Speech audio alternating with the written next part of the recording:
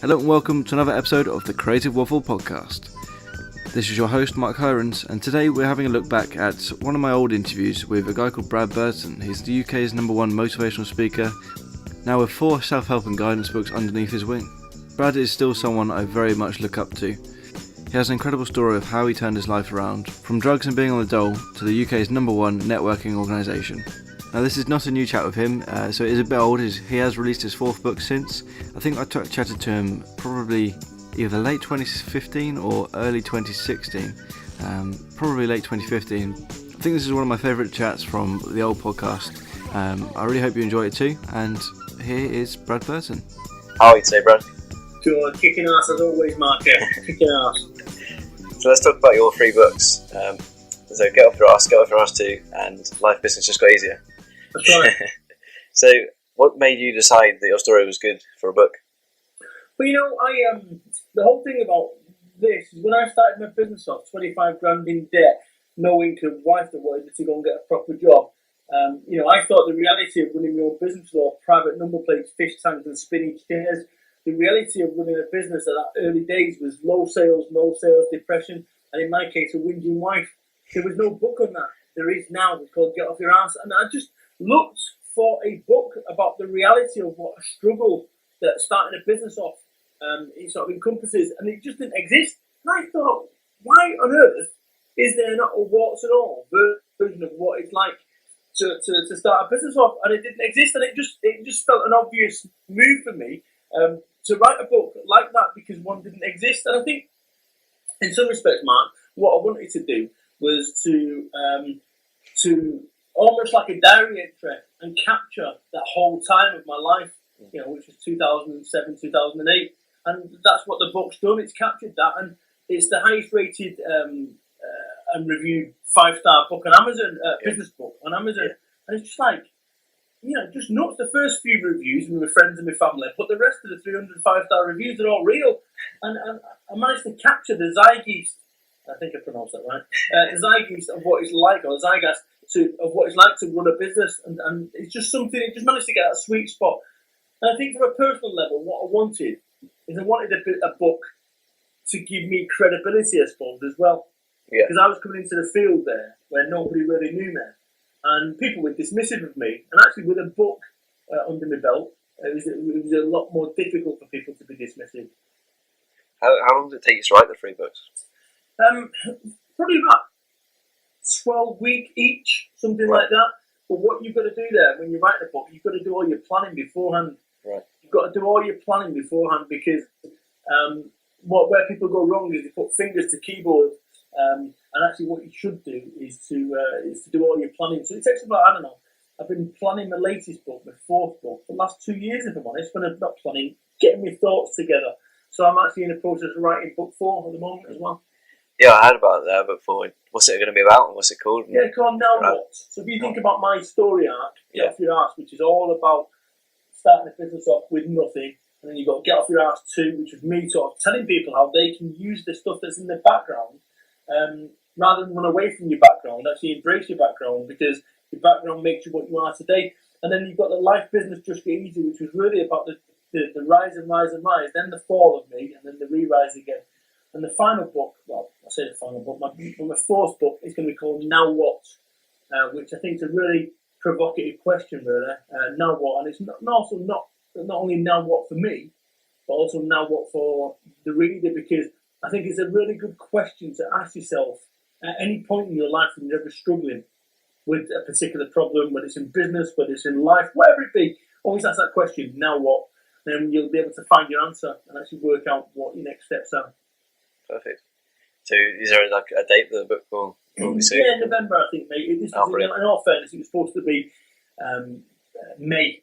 Yeah. It's supposed to be last November, then May. And actually, somewhere along the way, I sort of struggled to find out now what for me, really. And then I've just had a massive bit of clarity, I suppose, based on what's happened over the last couple of weeks, which you may or may not be aware of. Yeah. Right. Yeah, so stepping down as managing director of 4 Networking, the network that I started 10 years ago. Yeah. I'll ask you about it a bit later, but So, do you mind telling me about your story and sort of how does it feel to be on the struggle and have sort of be unmotivated and on the dole and being drug addict? Well, so what people who are tuning into this may or may not know is I've done 4 years in total on the dole.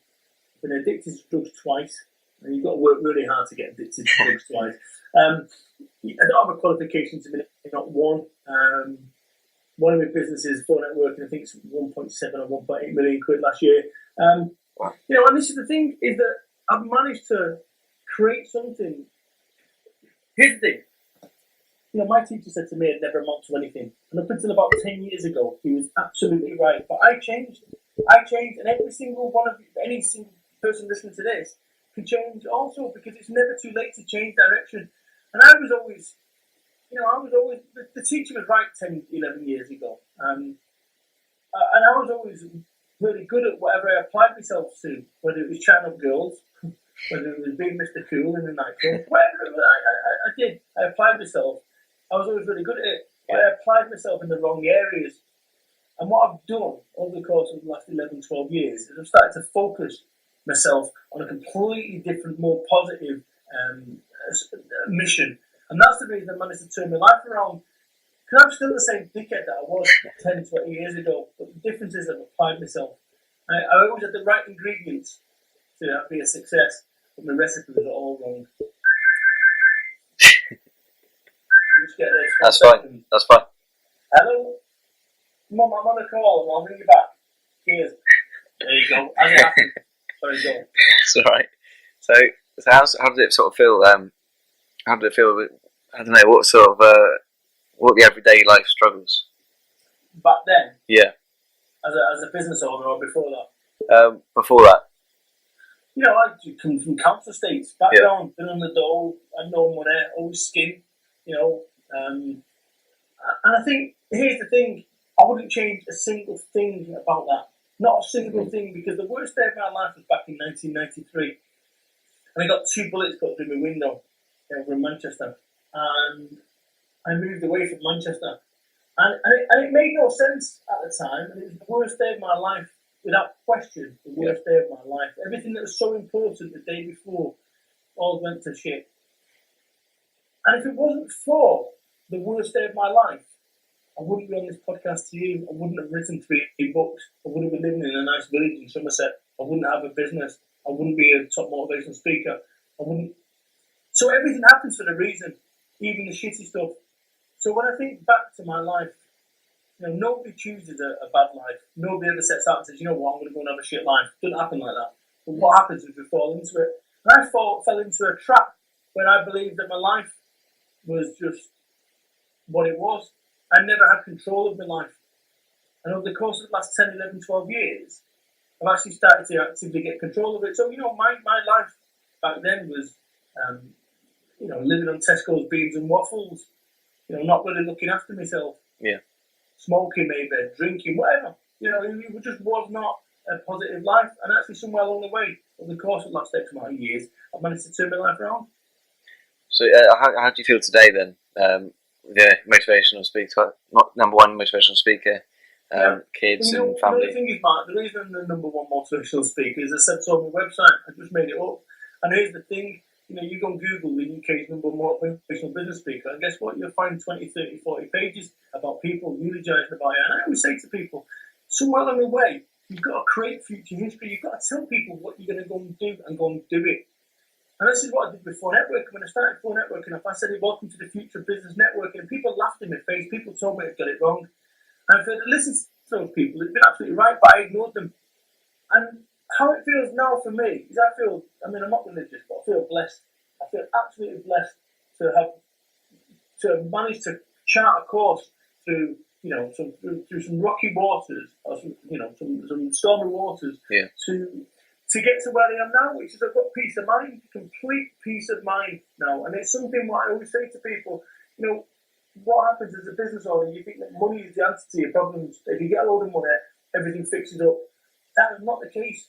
Because I was making a whole lot more money 3 years ago, but I was miserable. So on a scale of 1 to 10, 10 being happy, 1 being miserable, I was at 2 or 3. I just was miserable. So money's not the answer. What I say to people is about seeking out happiness. Once you get happiness, you can be rich and unhappy, and you can be happy and poor. So I would say fundamentally, if you get that internal peace right with yourself, that's a whole lot better, and that's what I've got, and that's how I feel right now. I feel happy, I feel elated, I feel in some respects vindicated because I was laughed at throughout this entire 10, 11-year process by a lot of people. People said I had no chance, but I didn't listen to those people, and those people ain't laughing anymore because I've surpassed them. It just shows you can do things your way. Perfect. Thank you very much. So you mentioned your books about creating buying conditions. This is where people buy it. Yeah, could you explain a bit more about that and Sure. what you mean? So, you can't bore someone into a sale, right? Right. You can't bore someone into a sale. And I see people who try to sell products and services to people that aren't interested. And then they get frustrated that people aren't interested. So what they do, put more statistics and information on people not interested. So what you've got to do is create the conditions where people buy. So I'll give you an example. I do something called Brad Camp, which is an all-day event with me, spending an entire day with me. I don't sell it to anyone. I don't sit there telling people the benefits and the features of Brad Camp. I send a link out there on social media. I'll email someone and say, based on the conversation, have a look at this link. And that's it. And then that either does a good enough sales job or it doesn't. Now, unless you're a superstar salesperson and you can close people, don't try closing. You need to create the conditions where people buy. And I'll give you an example. I've got an iPhone 6 here. I never went into the Apple store and said, hello, young man, can you tell me the benefits and the features of the Apple iPhone 6? Didn't do that. I said, hello, mate, do this, and this, and play reverse for 69 pence. Yeah, I'll take it, 514 quid, done. You don't need to sell stuff that people want. So that's what you've got to do. Spend that time, spend that energy in getting a product that people want rather than this product that you've got to sell. Now, some people who are experts in the game will say, well, actually, what you need to do is sell. I've never sold a thing in the last 10 years, but I've had lots of people buy stuff. So it's a fundamental flip. And one of the things I'd say to you is, and I always say this when I do these networking events, I asked for a show of hands, and I spoke today at a 4 networking event, 36 people there, and I asked for a show of hands. I said, who in the room likes being sold to? Not a single hand went up. Yeah. I said, who in the room likes buying? Every hand went up. So it's just a complete flip. If I said to you, I would just want you to now repeat a word when I say, right, what this word evokes. If I said coffee, you'd say? Tea, probably. If I said salt? Pepper. Okay, if I said TV? Video games. Good man. PlayStation 4? Xbox. Salesperson? Business. Right. Some people turn around and think twat or conversion. Right? Yeah. And that's the point, is that some people will go, oh yeah, so right, or whatever. So you've instantly got an uphill struggle to work with. So this is why I say, unless you are a salesperson, don't sell. And bear in mind, if you're running your own business, guess what? You're a salesperson. So somewhere along the way, you've got to sell. So there's a dichotomy here that I'm hitting you with to say, well, hang about. So on one side, you're saying don't sell. On the other side, you're saying you're a salesperson because you're running, and both statements are absolutely correct. So, like I say, create conditions where people buy instead of you selling. So, you use a lot of social media, pretty much all the time. How often do you tweet a day? 179 on average. Wow, I've got that's impressive. The only account on Twitter that has got more tweets than me is Xbox Helpline. True story. So, I'm just, it keeps me sane. It allows me to unload my thoughts. And also, what it allows me to do is to evolve and also come up with ideas. So what I'll do is like a real-time focus group. I'll put a tweet out there. If it gets 20 retweets, that that's a good, statement or quote that you put out there. If it gets no retweets, that people don't like it. So what I'll then do is the ones that get lots of them, I'll then take that and I'll put it into my new book. So that's how I do it. So it's like people think I'm just a social media dickhead, just out there. I'm using it strategically, even though it doesn't look like him. That's good. In fact, that's a good one. I'm having that. I'm going to do that now. Perfect. Cool. Now, how do you market your own brands, like the Brad Camps and stuff? Yeah, the kind of guy I am now is just, I'm just, what do you call it? I just talk to people. I infuse people by giving them lots of content, lots of good stuff for free. You know, if you go into my Twitter, I'm selling nothing. Yet people buy. I'm selling nothing. You know, I put a Brad camp on there. I don't hammer it, and people on my Brad camps are filled up. So I've spent the last 10 years creating a crowd. I've built a crowd. Now they're buying from me. Whereas most people go, okay, so you could be as good a speaker as me, or you know, or anyone could be a better speaker than me, but without the 10 years heritage, you've got no chance. So that's what I've done. Is I've built the crowd up over the last 10 years, and that allows me to make shit happen online. Also, your personal branding is very strong as well. You know, I love it. I mean, listen, people say you can't say that on social media. Says who? Where's the fucking rule book? I have a rule book that says social media, Twitter, you can't swear on there. You know, if you don't like me swearing on there, fuck off. You know what I mean? In the nicest possible way. There's a big wide world out there, and if you're unhappy with something, don't put up with it. So, I mean, I've had people try to tell me what to put on my timeline. I wrote on there, never trust a fat motivational speaker. Yeah. And all of a sudden, Christ almighty, I got you know, a load of people going in there, you're fat shaming. I think I saw that one actually. Oh, great fun. I do it when I'm bored, just to go and stomp it up. Like, you know, like being bored and kicking over a hornet's nest just for a laugh. Yeah, from being a designer, I think obviously your logo is very good. Yeah, I love it. Yeah, I love it. Let me say the story behind that. Yeah, do it. Yeah. So, my designer, he tried to create a logo going back, say, 10 months ago or a year ago. He gave me 2 revisions, and if he doesn't get it right after 2 revisions, it's fucked. It ain't happening, right? So I just packed it. And then 6 months later, I get an email from him saying, "What do you reckon to this?" Boom, straight away. Yeah. 6 months between having that initial brief, I parked it because it wasn't happening. And you know what I do creatively? It's a nasty one. I mean, I was with a designer yesterday working on a project. I don't know if you saw my speaker seeker thing. But, you know, he was up to his 2nd revision again. And I said, "Look, this isn't working, is it?" And he went, no, give me one last chance. Okay. Sure enough, he came back and nailed it. Because actually, there's nothing worse from a design perspective when there's a client brief when it just keeps going back and forth and back and forth. You're either hitting it or you're not. So I am big on designs, and I'll tell you what I did with my phone networking one, which is really interesting. When I started phone networking off, it must have been October 2005. A friend of mine, he worked at agencies, the top level agencies, and he did worked on brands for 25 grand. And I said to him, you know, what's the difference between a £25,000 brand and a £1,000 one? He said, "Do you want the truth?" I said, "Yeah." He said, 24 grand of bullshit. You know, and he did my phone networking logo, and I remember getting it and pinning all my hopes, aspirations, and dreams onto the logo. I'm so cool. I start with a logo. I don't start with a brief for anything. I start with a logo. Every single business that I've ever started, get off your ass, was a logo. Just a logo. And I work backwards, so I'm quite a creative person when it comes to my creative design. And I understand the value of creative design. And it frustrates me. Well, it sort of doesn't. It doesn't frustrate me, but I think people who don't invest in creative design are missing a big trick. You know, if you can have 2 designs, and I've said this before, when there's 2 businesses, one looks amazing, the other one doesn't look amazing from a creative perspective. Yeah. If you're faced with exactly the same price point, which are you going to go to? So in business, what you need to do, and all I've ever wanted in life was an unfair advantage, and I think that's what my creative design does. It puts me in a field where a field of one when no one else can compete. No one else is as ballsy as that. Unless you're Kanye West, you've got to be right. You've either got to be an head the ball, complete nut job, or you've got to have supreme confidence. You know, and actually, the fact that I walk around with on my brand, just completely unique, and it's something that I wanted to do from the outset. I wanted to change the game, and I wanted to be that person that everyone goes, "Who is that guy?" And actually does a bit of research and then finds out that this guy isn't as thick as he looks. Well, that's one tip I've taken from you already, is the personal branding thing.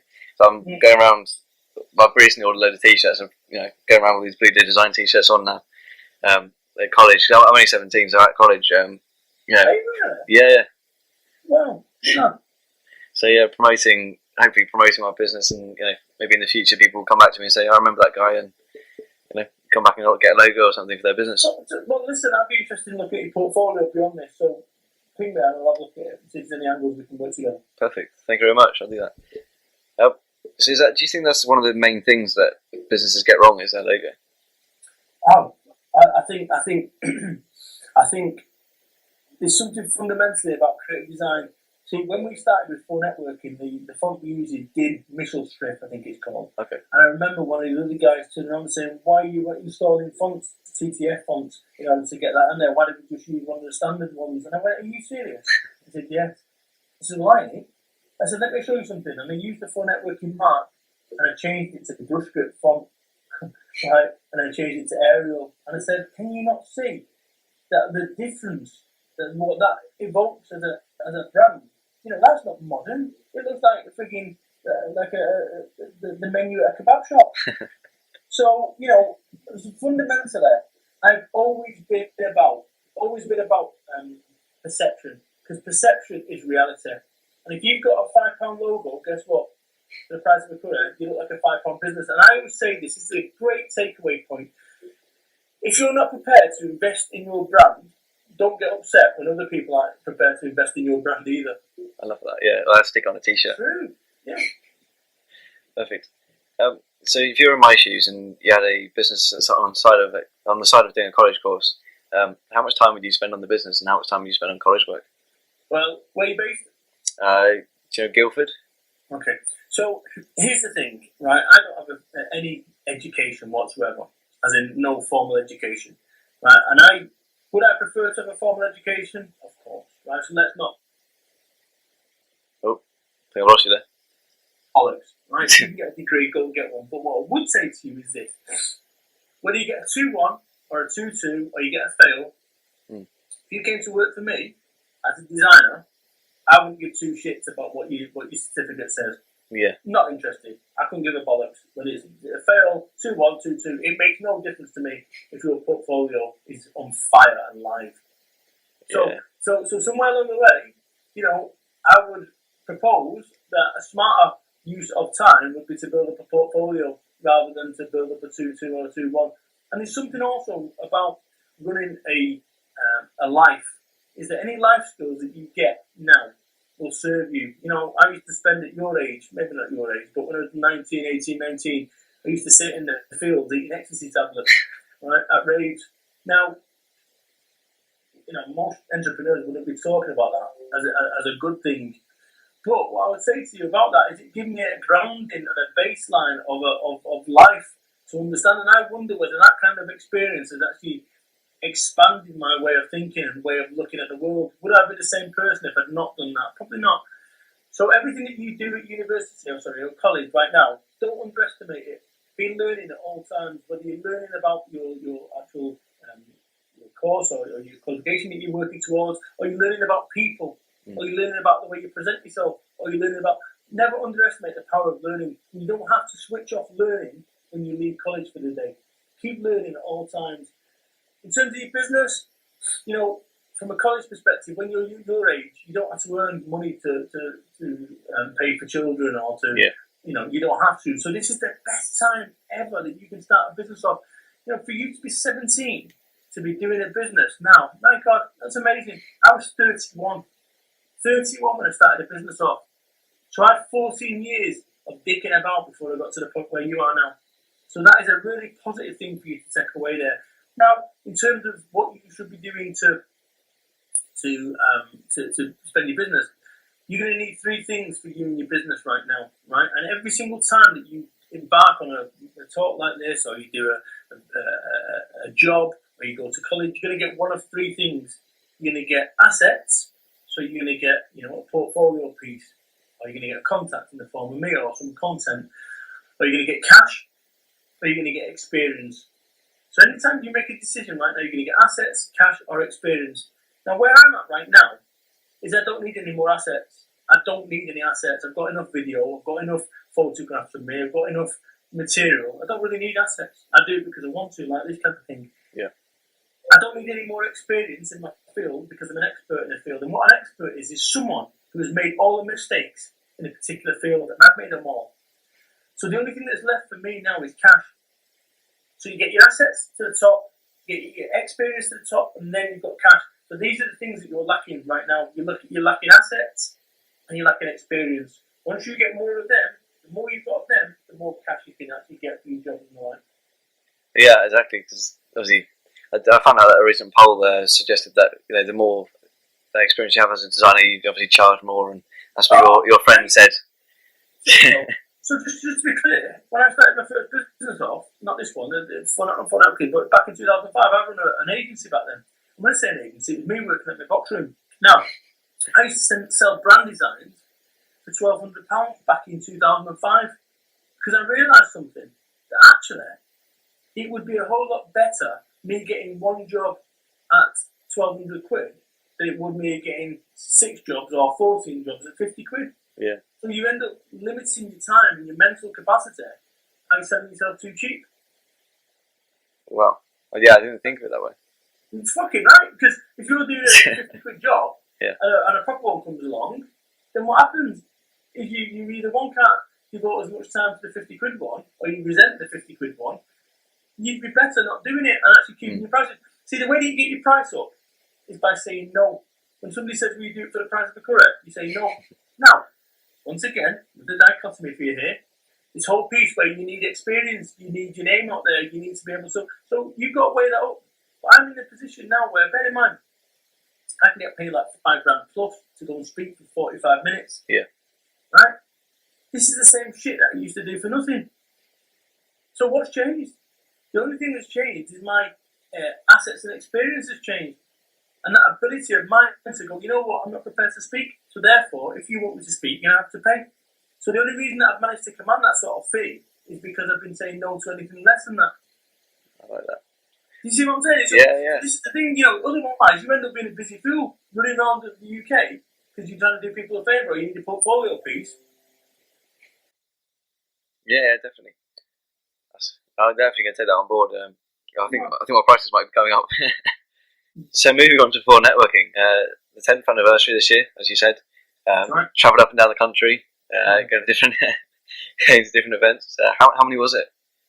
12 in the course of 5 days, Monday to Friday. An absolute blur. I have no idea what went on. I've been lying to you. I genuinely, it's out and out blur. Just a blur. It's like going in a sports car, 200 miles an hour, just a blur. I bet it was a bit of fun though. Oh, great. Yeah. I've no idea what went on. And I think I was just doing it to send a message on the UK scene, which actually, for networking, is the only network in the UK that allows you to have national coverage, true national coverage, where we actively encourage people to go networking. So, for people who don't know what for networking is, just quickly, can you summarise it? So, in essence, when I started my first business off, I needed appointments. And if I need appointments, every other business person needs appointments. An appointment is sat in front of somebody, telling them about you, your services, at which point, maybe, just maybe, if there's a requirement, they'll do business with you. So I started for networking up 10 years ago, which was a business networking group, which effectively put appointments right at the centre of it. The great thing about For Network is it starts in the morning. We've got several ones. We've got breakfast, lunches, and evenings. But in essence, it's primarily a breakfast network. And it starts between 8 and 10 in the morning. Sorry, it's between 8 and 10. And then between 8 and 8:30, people just turn up, start sign themselves in, have a coffee, meet, open networking. Then we sit down. Then we have the 40-second round where everyone has an opportunity to talk about their business. So, hi, I'm Brad, I'm a marketing genius. What we do is this, and this. I sit down, the next person goes up, and eventually it gets on to you. And here's the thing. What happens? You're in a position where you then make your way. We have a break after everyone's done the 40 seconds to go and grab a coffee. Then you make your way to the 3 people you want to have a chat with. And you say, Mark, could we have a 1-to-1, please? Yeah, which number, 1, 2, or 3? Number 1, please. I swap my card with your card, with number 1 wrote on it, and then you're left with the 2 and 3. And then you make your way to the people you want to have a chat and then swap your cards. And eventually you get rid of 3 of your cards. You've got 3 of other people's cards. We then reconvene for a foresight slot, which is an insight, not a sales pitch, into a specialist field. For 10-15 minutes, just like an education piece. And then we have the 3 10-minute one-to-one appointments with people. And it's such an easy way to get over that social bit where it's difficult to speak to people you don't know. Yeah. With For Networking, we make that difficult bit really easy. And that's the science of it, the reality of it. And we now run over 5,000 of these events across the UK. And where For Networking is better than any other network in the UK is the fact that as a member, you can go to any group. And it's like, wow, that just blows your socks off. Because, like I say, I did 12 in a week. So everything from Leeds to Somerset to London to Manchester to Liverpool to Cambridge. And that's the thing, the power of this network. So do check out fullnetworking.biz. So yeah, you stepped down as the marketing director. Managing director, yeah. Sorry, managing director. Was that a tough decision? No. It was a decision that I actually made it a year and a half ago. And I thought there's no better time for me to step down than 10 years to the day. And actually, it was one of them where, I had the director of strategy, Jason Dutton. I handed off the day-to-day to him about a year ago, and I had a sit down with my chairman a couple of weeks ago, and he said, "Look, the news is in, Brad. After a year without you really handling the day-to-day, and the news is devastating." Yeah. I said, "Go on." He said, "Yeah, we're 21% up. That's without me there." So I think the writing was on the wall, and if the figures wouldn't have been 21% up, it'd have been 21% down, it'd be a different conversation. So, if I love this organisation for networking, the network that I founded 10 years ago, as much as I say I do, then the right thing for me to do is to step aside and let someone take it on for the next decade. And that's precisely what we're going to do. It's Jay taking it over. And I'm delighted. I feel, in some respects, vindication. I feel my mission is accomplished. And also the fact that I'm now, I'm still representing 4Networking. I still love 4Networking. I'm still the founder of 4Networking. And the fact that I'm actively, let's be honest, I'm promoting 4Networking now. So nothing's changed from that perspective. It'll always be my baby. I'll always have that legacy piece where, I'd achieved something that everyone said I couldn't do. But no, it's time to move on. And it's the right thing for the organisation. And I need to spend some more time with my family now. That's nice. It's true. Quite a wise decision, isn't it? To give it up to someone. You said it wasn't hard, but it must have been sort of hard to think it through. And no, it wasn't. No, absolutely not. And this is the thing. I knew it was the right thing for the organisation. Yeah, that's true. Mm-hmm. Perfect. Do you look up to anyone, and who inspires you? Interestingly, there's one guy called Dana White, who's the president of the UFC. Right. Those guys put $4, $5, $6, $7 million into UFC. They keep throwing money into it. 3 years in, it was losing money, and everyone was saying, "You're crazy. Why are you throwing good money after bad?" Now look at a UFC. It's a $500 million business. I understand. That's just shows you. So Dana White, I just love his uncompromising style of approach of management. I don't give two shits. I don't give a fuck. He just his approach is raw, but it's one that resonates with me because my approach is very similar, not as successful as our Dana, but I love Dana White. And actually, prior to today, if you said to me, who do I look up to? I would have said Tony Blair. And the reason I say prior to today is I've been reading some stuff about Tony, and I'd love it not to be true.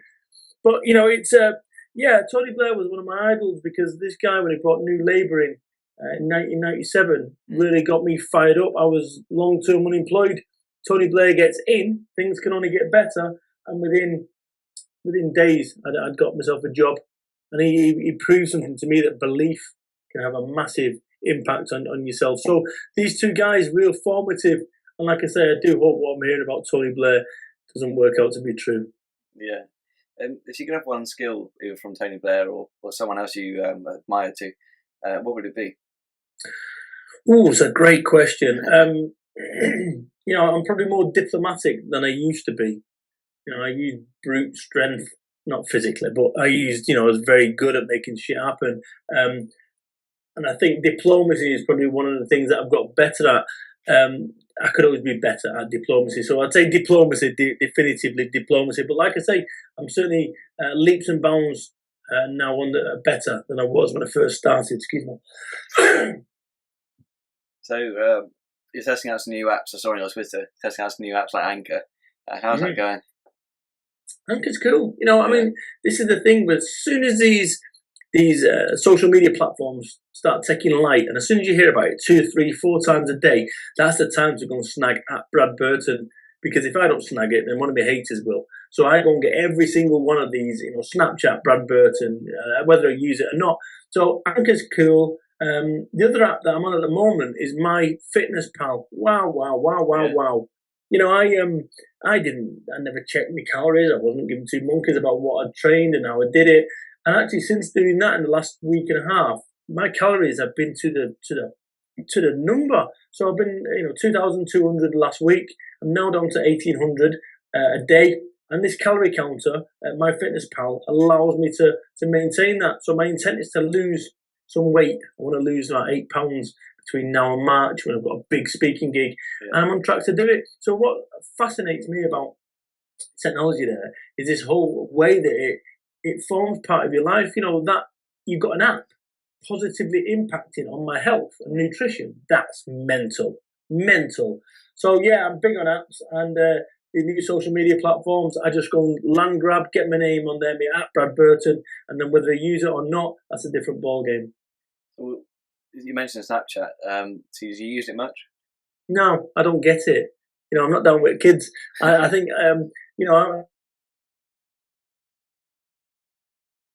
not seem intuitive to me. It doesn't allow any to pick up where someone like me, I never got any instructions on Twitter or Facebook. Although maybe I needed someone on Facebook because the amount of complexity that I had there, or Anchor. But Snapchat, it doesn't seem to have that magic, that X factor. Do you use Snapchat? Yeah. I'm trying to boost my profile. I need someone to perhaps talk me through it because I'm not getting my head around it. Or maybe there's a point where you need to be honest with yourself and say, right, which of your primary social networks, stick with them rather than just spreading yourselves. What I want to do is go deeper on my social networks rather than wider. I mean, I think with Snapchat, it's about like creating that unique story, that unique video that's only going to be there for a few seconds. I think that's what it is. That's why you're trying to. I don't like that throwaway element of it. I don't like that. I'm a bit of a hoarder of things and people, and that's the bit I like about Twitter. But you know what? If Snapchat works for people, then use it. This is the thing about all this social media. Do what works for you. Don't listen to me. Don't listen to you. Do what works for you. If you like Snapchat, crack on. If you like Twitter, crack on. If you like Facebook, crack on. Have you ever used Facebook ads? Facebook ads? Yeah.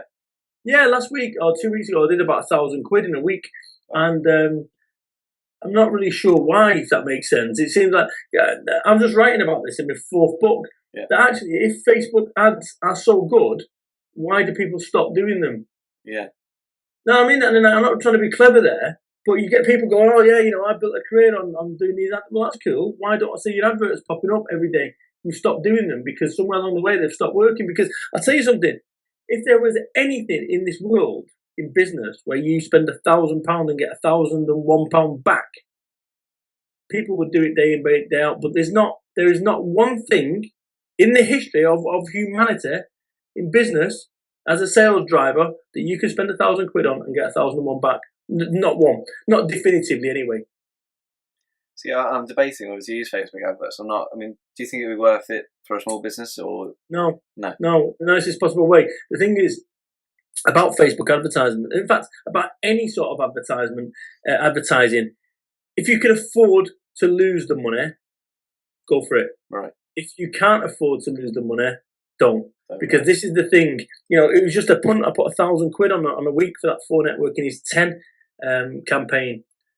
But honestly, can I honestly say that definitively we've got any business out of it? No. Right. Can I, did I get lots of likes? Yeah, lovely. But last time I checked, HSBC don't take likes for mortgage payments. So, yes, you recommend not doing it. So how would you go about advertising? Would you is it word of mouth or is it? Once again, well, it depends. You've got a platform like 4 Networking, my platform there. Set up a signature, go on there, say hello, get involved in the conversation, and it's light touch.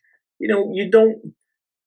The problem is with spending money on stuff is if you don't get anything back for that money, you end up getting disheartened about.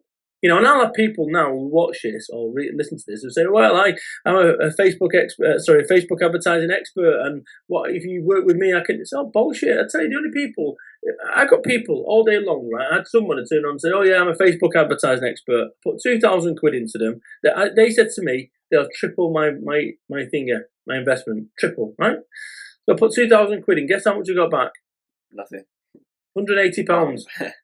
Right? So they were telling me they'll triple it. So people, the people who've got vested interest, I've got no vested interest. So that's what I'm saying to you. The best way that you can do it is when you're starting a business off or running a business is organically, because then you realize you need to learn through your mistakes. And the only way you learn through your mistakes is by making decisions. By all means, do some Facebook advertising. But you suddenly think that, fucking hell, somebody's going to go, fucking hell, can't believe that. I'm in the market for a logo. Where's my checkbook? Not going to happen. You might get lucky. It might be that you just land flush. But it's all about timing, you see. I looked at your portfolio and some of your stuff on there is outstanding. But right now, I can't force a logo that I need. You see? So you need to create the conditions that actually that you are there in people's minds when people are ready to buy. And I think the danger with something like Facebook advertising, or indeed any advertising, is it is a flipping of a coin. Heads, tails, it goes your way or not. And actually, like I say, it's great if you can afford for it not to work. If you need it to work for your business success, forget it. Now, you know what? I run 4Networking. I would say 4Networking is the best platform. I designed it based on that whole piece about the most economical way of finding leads and business. And we run these networking events across the UK. And have you been to one? No, I haven't. I want to go to one. I was going to ask about Where are you based? Guildford. I know it well. Yeah. So, go along. We've got a guy who's 14. He's joined. Really? 14-year-old. Yeah. Kurt Pitstone's son, Nathan Pitstone. So he's on 4Networking. That's what I'm trying to say. So, go along and be 4Networking's second youngest member and just look at it. I mean, you've got nothing to lose. It really pushes you out of your comfort zone, going into an environment of people going, shit, okay, now what? What do I say? How do I present myself? And the only way that you'll know what to say and how to present yourself is by going. Yeah. I have to go on one. I know there's one very local to me in a local pub. So wonderful. I'd love to go. Perfect. So Instagram, you're getting big on that now as well. Not really. No, I don't see the. I don't know how you build your Instagram followers. I've no idea. It's almost like a full-time job, feeding everyone on Instagram. So I've stopped doing that. All I do is just put shit on there that I see. Oh, look, a squirrel. Let's take a photograph. I'm not interested in. There's no strategy behind my Instagram account. I'm just taking pictures of stuff that I quite like. As it happens, I've got myself a nice Boba Fett here, which will be. There you go. He will be getting a photograph later. And that, there's no strategy behind it. I'm doing it because I enjoy it. I enjoy Instagramming. So there's no business strategy behind it. And that's like, it seems quite odd to some people because they sort of scratch their heads. But what I think the strategy, if there is any strategy, is to get people to like me for being me. And if they like me for being me, they're more inclined to want to do opportunities like this or buy me books or whatever it be. So I've got no real strategy with Instagram. I'm not being strategic about it in the slightest. I think Instagram's big thing is about personality and is trying to be personal. Because obviously these individual photos of whatever you're taking photos of does reflect your life and absolutely exactly, it's personal. That's right. Do you know a guy called Gary Vaynerchuk? Yeah, no, Gary. Yeah. So you know jab, right hook and that. Of course. Yeah. I've got a copy over there. Yeah. Nice. Do you believe in that strategy?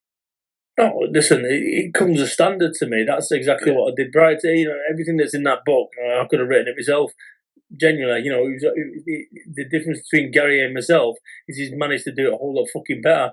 That's the reality of it. And he's a smart operator and real pioneer in the game, and big respect for him. So absolutely, the whole process of that, where what I say is create the conditions where people buy rather than selling.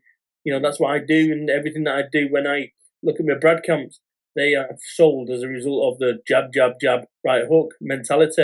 Yeah. But I've always been about that. I've always been standard, and it sort of, I can't understand why everyone doesn't see the world that way, as if it's some big revelation. But that's a concept, a bit like get off your ass, same principle. Would you say that jabbing, as in giving, would there be sort of giving links to your book? Because it's then sort of, it's still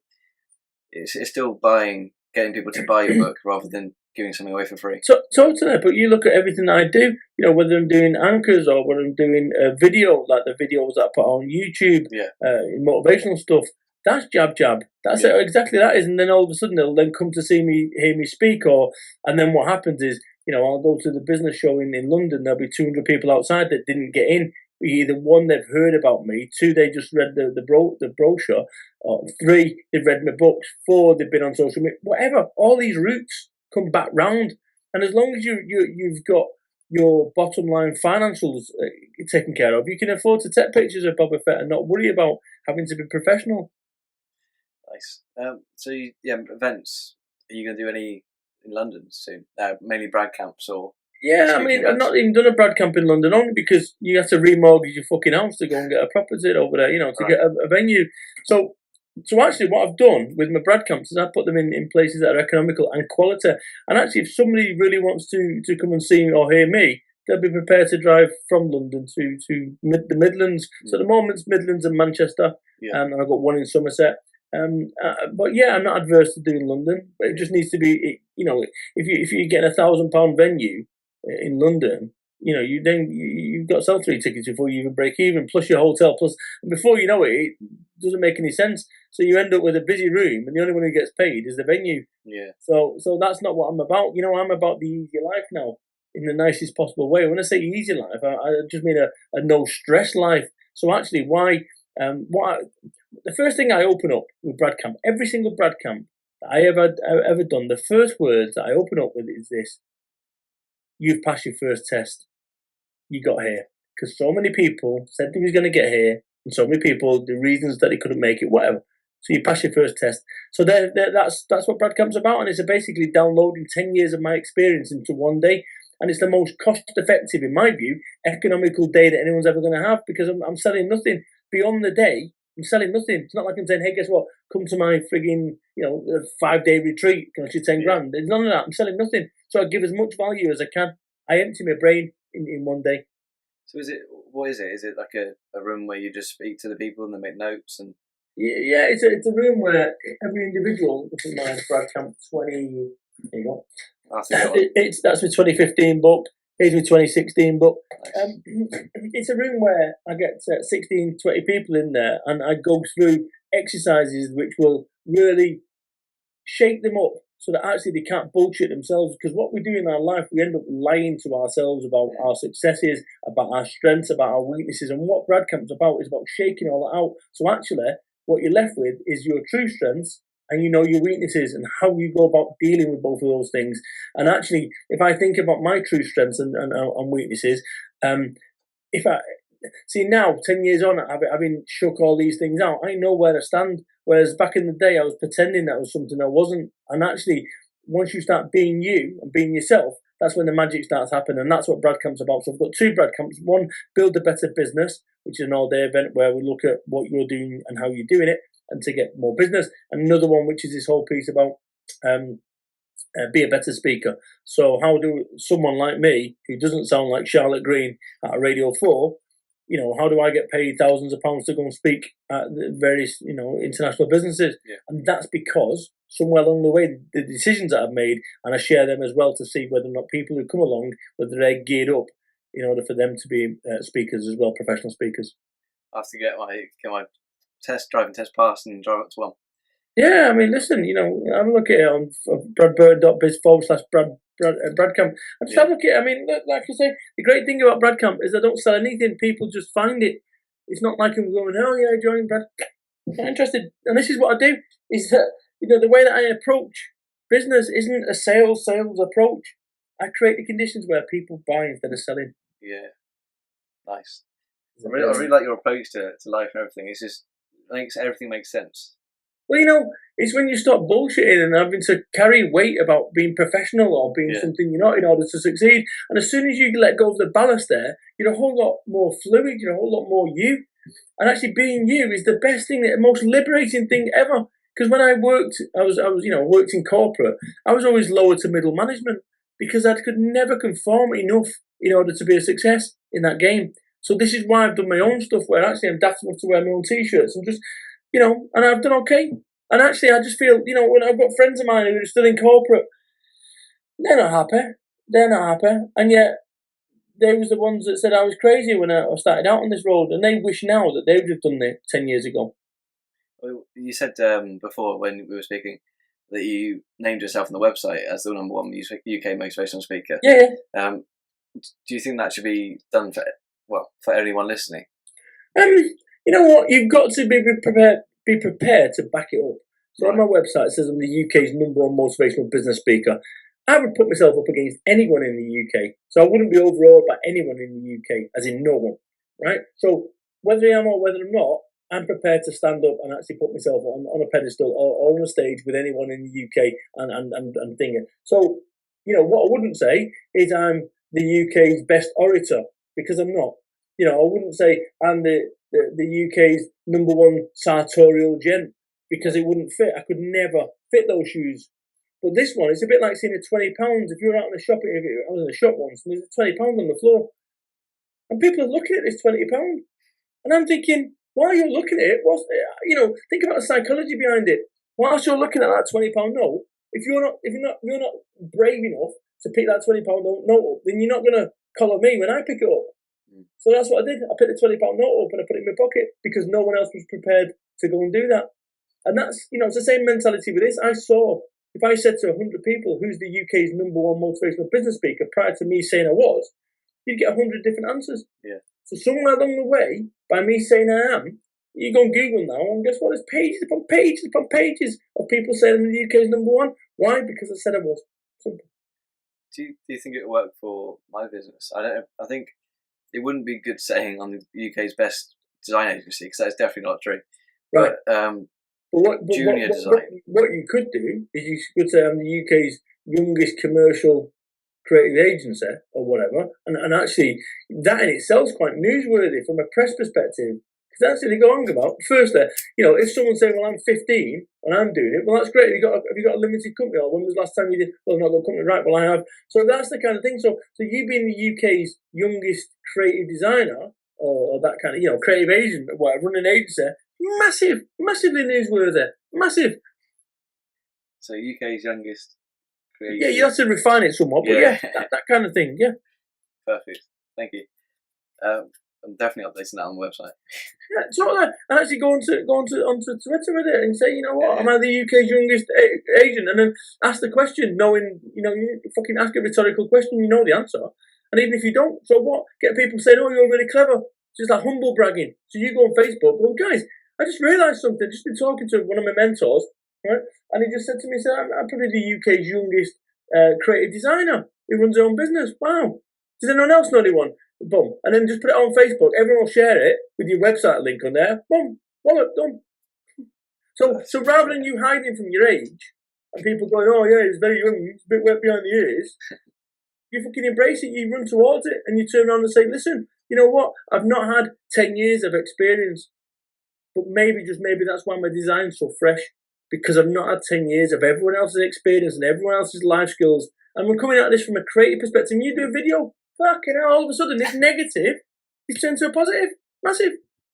I love that. Thank you. Good. So let's talk about the future of Brad Camp first. So where do you see that going? Is it going to evolve anymore? Are there going to be more courses? Yeah, so I'm doing Brad Camps at the moment. I think I've probably done 8 or 9 last year. Yeah. My intent is to get it staffed up, so I'm actually running them 2 a month, Brad Camp. Then I'm going to do a big Brad Camp at the end of starting next year, get everyone together, 100 people there, maybe 200 people, and then we'll have a really, really big Brad Camp with 400 people. And before you know it, in 5 years' time, we'll have 2,000 people at the NEC or the XL, and we'll be Brad Camping them all up and they'll be firing them up. That's my sort of long-term, medium-term plan, is to get this Brad Camp, this whole personal development thing done differently, because it's so far up its own arse, and people with a self-importance, right? And actually, where I'm at is I'm trying to be, I don't have a qualification to name. The reality is I'm trying to throw that switch in every single person that I touch, not in that way, right? But every single person that I touch. You can cut that. You can keep it in. Yeah, but every single person that I touch, and actually get these people to go, you know what? Stop fucking giving yourself excuses as to why you can't be a success. I'm too young to run a creative agency. Fucking shut it. Right? No, you're not. It's an advantage. You've got a massive advantage. So this is what I've done. I've turned every single negative shitty thing in my life to a positive, and this is what Brad Camp's about, is doing that. So stop beating yourself up over shit that's going on in your life. Start actually looking how you can embrace that and do something about it. Oh, I'm on fire now. And what about for networking? I mean, you're the founder now. Hey, we still always were, but you may need to step down as managing director. Yeah. And it's wonderful to see for networking surviving without me. Yeah. It really is. And rather than being me pissed off with it, I'm delighted. I'm delighted that I do not, that I don't need to every single day be sat on it like I once was. I've got an amazing team, and these guys are handling it a whole lot better than me. We had our best month in 6 years, I think it was. Last month, just gone. Today, today. And that's without me involved in the day to day. So it's all good. It's genuinely all good, and I'm delighted to to be in a position where I can spend time doing more of this kind of stuff and Brad camps and the speaker seeker and stuff. Where do you see the future of technology going? Well, when I think about everything when I look at the difference between an iPhone 3 and an iPhone 4, it was that big step up. Yeah. And when I think about we're going to have to, there's nothing that I can see on the horizon. It's amazing when I think back to being a young man and in the 70s or 80s, 8-year-old, 9-year-old, and they had a program on television called Tomorrow's World, and they showed you, the future, what the future of technology held. Yeah. Apart from the flying cars, which haven't been realised, there was nothing left that I saw, back then that hasn't arrived. So I'm struggling to see any sort of future beyond what I already do, and getting better and better and better and more streamlined. I mean, one of the things that fascinates me about GUIs on apps is their whole efficiency of making a maximum output with as few swipes or clicks or presses as possible. And I think we're going to see more and more of that. The fact that my 2-year-old or 20-month-old daughter can use an iPad, just like, what? And my mum, who's 74, who couldn't use a computer for toffee, you can give her an iPad and she's away.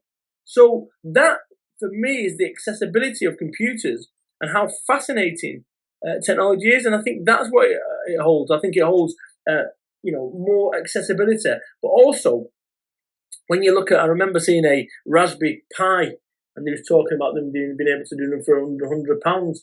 And I was thinking, come on, you can't have a computer for less than £100. And now there's one on the front cover of a magazine for £4.99. Yeah. A computer with a processor, a memory, and an output. For fucking hell. That's the bit that's just mind blowing. Technology is making the world smaller. And so when I think about the technology and that when I'm on the road, I can FaceTime my family or we can do this now. It's mind blowing. So I don't know what the future holds. I don't know. And it's a gift and a curse, technology. It really is. And I recognise that. I totally recognise that. But it's the way forward, in the same way the industrial age was probably a gift and a curse, or the Bronze Age. Yeah. You said about flying cars. I don't think they're that far away, because they've got flying trains in Japan. I see what you call it. I see that, and also the drones as well, and the automation. But who gives a shit? The bottom line is, I think what we should do is, it's all very well me saying this because I don't actually do it, but we should all. I'm not saying that. I actually walked the dog the other day. I forgot my phone. The first time in as long as I can remember, 45 minutes of walking the dog with no phone, and it was good. Would I go out tomorrow and walk the dog without a phone? No. You've got to stay connected. Get it? Yeah, that's true. Mm-hmm. Perfect. I don't have any more questions. No, good. Well, listen, I really enjoyed that one. I think it was a really good, pacey interview. And actually, I just want to say to people, the fact that you're 17 and you've reached out to me in order to connect is just mind-blowing. I mean, genuinely, just you want to pat yourself on the back, because at your age, like I say, I wasn't living as positively as you are, and I think you've got a real opportunity with your life now to make something really positive with yourself. And I'm really looking forward to seeing your portfolio and seeing if there's anything we can do together. Thank you very much. On closing note, I think I asked everyone, what's the best advice you can give someone apart from get off your ass? Is be you. Be you. And the other thing is find your level. Not everyone can be Alan Sugar. Yeah. Not everyone can be Richard Branson. So I see people getting frustrated because they're never going to be there. But what you've got to do is just find your level and be happy with that. That's it. Perfect. Where can people find you? BradBurton.biz. Just go and Google Brad Burton, and you'll find me on all sorts of platforms. Thank you very much for being on the show. You got it, friend. Take care. Cheers. Thanks. Thank you very much to Brad for being on the show back in 2015. I can't believe it. That's 3 years ago almost. Wow. Yeah, it seems like yesterday I chatted to him and he gave some amazing advice, and I love his story. But yeah, it's someone I look up to a lot. So thank you very much to Brad for all of the help he's given me in the past, and his 4 books have helped me a lot. So thank you very much to him. Thank you again to you for listening to this show. I appreciate it. This is a bit of a different episode. It's more of a businessy one. I hope you enjoyed it. Let me know in the comments on YouTube if you're watching there, or leave a review on iTunes. They really help. Also, if you could subscribe and share with a friend, amazing. Thank you very much. Once you've done that, then you can send me a message and we'll get some stickers over to you, some Blue Deer design stickers for anyone who leaves a review or a comment on iTunes. So that's a bit of a motivation, hopefully. Thank you very much again for listening to the show. I might bring out some more archive shows like this, some old chats. I've got quite a few interesting ones actually. Maybe next week. Tune in next week, Tuesday, for the next episode of Creative Waffle, and I'll see you then.